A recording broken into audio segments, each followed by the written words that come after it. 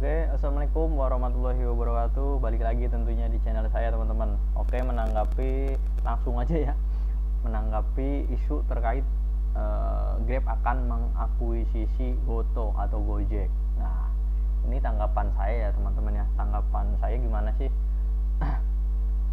Nah, kalau kita lihat rujukannya, berita-beritanya sampai sekarang masih ada ya, teman-teman ya. Masih jadi perbincangan yang cukup hangat dan panas juga ya. Ada yang sangat menyayangkan kalau sampai terjadi ya, khususnya kita sebagai driver Gojek ya, sangat menyayangkan kalau sampai itu terjadi, karena emang ini punya asli produk Indonesia. Kalau sampai dicaplok sama asing lagi ya sayang banget gitu, teman-teman ya. Bahkan Gojek ini kan sejatinya lebih besar dari Grab kalau di Indonesia ya, teman-teman ya. Nah, itu sangat merugikan buat kita-kita yang notabene punya akun Gojek, apalagi yang udah bertahun-tahun di Gojek, merasakan bagusnya di Gojek itu seperti apa dibandingkan Grab, teman-teman ya. Baik secara sistem, terus jumlah orderan ya, teman-teman. Tapi balik lagi ke kinerja akun kita cara ngejaga akunnya juga sama aja, sebetulnya mirip-mirip kalau Gojek Grab itu. Jadi tanggapan saya rujukannya masih, saya dengar juga kan dari Gojeknya pun menyatakan bahwa belum ada keputusan apapun terkait isu yang lagi diberitakan, teman-teman ya, tentang akuisisi ini, teman-teman. Jadi belum ada keputusan apapun, masih mempelajari keseluruhannya, mempertimbangkan matang-matang. Artinya dari kata-kata ini bisa mungkin bisa enggak juga, teman-teman ya. Karena di sisi lain Gojek pun sebetulnya kalau emang murni ini pakai perasaan ya, pakai hati, tapi kalau emang murni bisnis bisa jadi dilepas, teman-teman ya. Karena nilainya lumayan fantastis, teman-teman ya, sampai beberapa triliun gitu ya, sampai ratusan triliun ya, teman-teman ya. Itu luar biasa kalau sampai terjadi ya, teman-teman ya. Bukan nggak mungkin dilepas gitu aja kalau nggak pakai hati ya, teman-teman, nggak pakai perasaan, kalau nggak pakai ngelihat nilai sejarahnya. Awal mula Gojek itu berdiri, satu-satunya aplikator ojek online pertama di Indonesia itu seperti apa di tahun 2010 waktu ada ya, zamannya Pak Nadiem itu ya. Dari membangun dari awal, dari ruko sampai mulut ke mulut ya, orderannya lewat SMS, panggilan gitu ya dari operator, sampai baku hantam sama opang. Perjuangan kan dari ujung tombaknya yaitu drivernya sendiri, teman-teman ya. Kalau nggak ngelihat nilai sejarahnya, tapi cuma ngelihat nilai bisnis, murni bisnis, kayaknya bakal dilepas, teman-teman ya. Tapi kalau ngelihat antara bisnis dan nilai sejarahnya, mungkin akan tetap bertahan ini, teman-teman, nggak akan diakuisisi ya kalau pandangan saya. Tapi ya kita lihat aja nanti ya, teman-teman ya, perkembangannya seperti apa. Tapi ini tanggapan saya sebagai driver aja ya, mitra, bukan sebagai ekonom, atau itu bukan kapabilitas saya, bukan kapasitas saya menjelaskan di situ ya, teman-teman ya. Udah ada lah banyak ahli-ahlinya. Yang di sini sebagai pandangan saya, sebagai tanggapan sebagai mitra drivernya aja. Nah, kalau saya sebagai drivernya, apalagi terkait sistem ya, sistem atau program Gojek sama Grab itu lebih enakan mana sih gitu. Kita ketahui umum jelas enakan Gojek kemana-mana ya, teman-teman ya. Apalagi Grab baru-baru ini kan ada program Grab Hemat, itu yang merugikan driver sampai harus udah dipotong dari komisi, terus dipotong lagi karena ikut Grab Hemat. Kan ngeselin gitu, teman-teman. Kalau sampai nih terjadi di merger atau di akuisisi ini pakai sistemnya Grab, itu saya mungkin bakal nggak pikir lama-lama, teman-teman ya, berpikir bakalan berhenti mungkin jadi ojol ya, teman-teman ya, kalau emang sistem yang dipakai sistemnya Grab kayak gitu ya, teman-teman ya. Tapi nanti lihatlah perkembangannya kayak gimana. Kalau seandainya emang ini berandai-andai aja, teman-teman ya, ya bebas-bebas aja kan. Ini seandainya kalau pakai sistem Grab.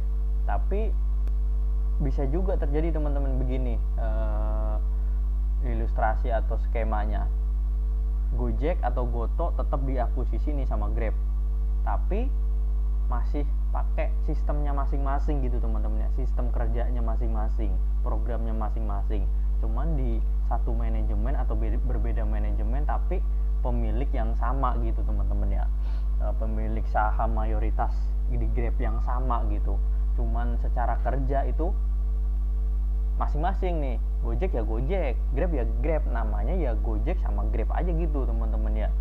Kayak misalkan kayak Oppo sama Vivo kan mirip tuh, sama sebetulnya, cuma kita ditipu selama ini.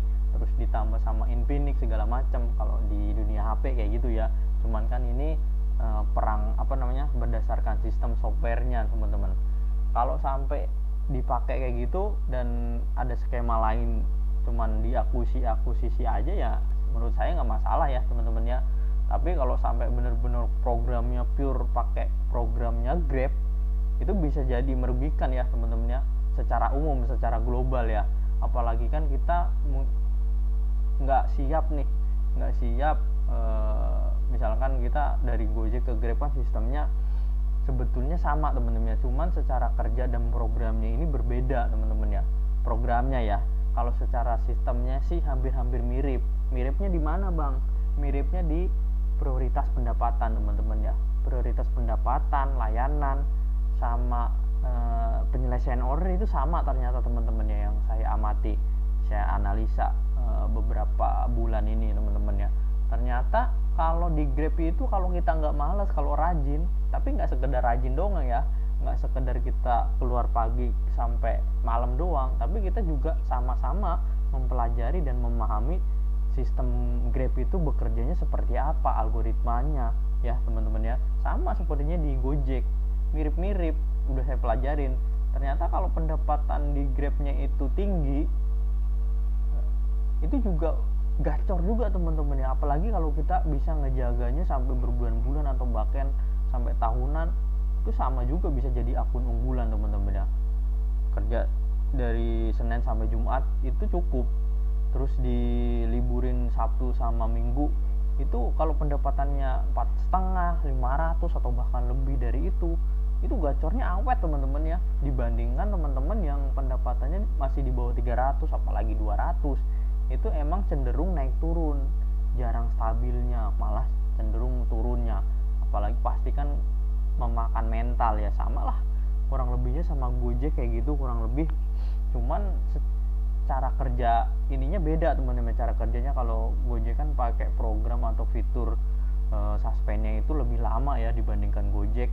Kalau Gojek kan nyortir gosen itu nggak pakai suspend, kalau di Gojek pakai, mau nyortir apapun ya suspendnya juga lebih lama, 15 menit atau bahkan sampai 1 jam gitu.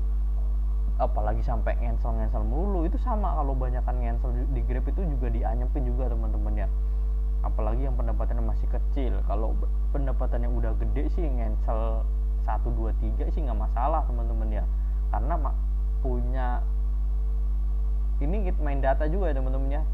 Di Grab dan Gojek itu juga ada datanya. Kalau penyelesaiannya bagus di atas 90% itu juga bagus, tapi dengan catatan trip yang diselesaikan juga banyak teman-teman ya. Trip yang diselesaikan, jam online-nya panjang, tapi jam online panjang kalau nggak ada pendapatan ya sama aja bohong gitu teman-teman. Jadi dari poin-poin penyelesaian order bagus, tripnya banyak, terus jamnya banyak, itu juga dihitung teman-temannya. Nah, saya juga baru tahu kalau di Grab itu juga ada insentif teman-teman ternyata. Jadi setiap kita ngejar per harinya itu kalau nggak salah 270 berlian ya, itu dapat insentif teman-teman ya.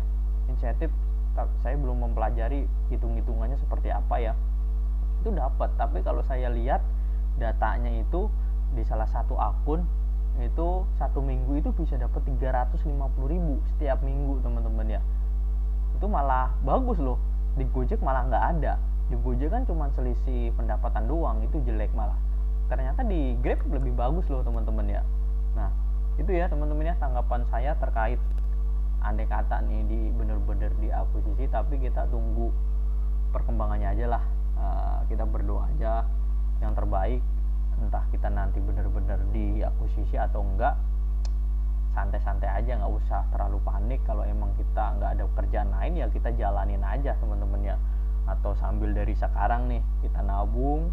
Kalau emang bener-bener sistemnya atau programnya nggak memungkinkan untuk kita lanjutkan, ya udah kita tinggalin aja nih ojol gitu teman-teman ya. Mungkin kurang lebih saya bakal gitu juga teman-teman ya. Oke, sekian teman-teman ya, mudah-mudahan ya kita tetap positif aja.